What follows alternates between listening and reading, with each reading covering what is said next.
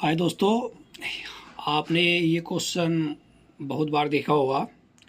इस क्वेश्चन में त्रिभुज है और त्रिभुज के कोणों का कुछ मान दे रखा है। तो कोण ए किसके बराबर है, इसमें कोण ए का मान निकालना है। आपको पता है कि त्रिभुज के तीनों कोणों का जो योग होता है वो 180 डिग्री होता है।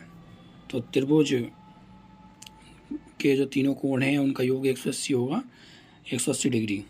तो कोण ए प्लस कोण बी प्लस कोण सी बराबर 180 डिग्री।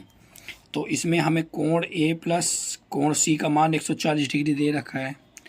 तो कोण ए प्लस कोण सी का मान 140 डिग्री, तो 140 यहाँ पे लिखेंगे हम, प्लस कोण बी बराबर 180।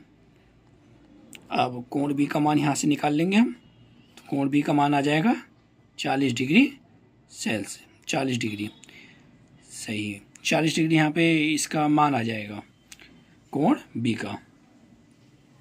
कोण बी का जब मान यहाँ पे आ गया है तो कोण बी का हमें मान यहाँ से हमें पता हो गया। तो कोण बी का मान हम यहाँ पे रख देंगे।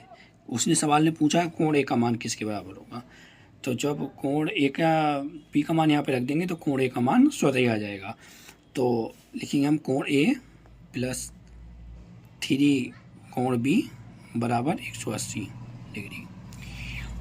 अब कोण ए प्लस 3 इंटू 40, कोण बी का मान 40 है ना, हाँ, बराबर 180 डिग्री।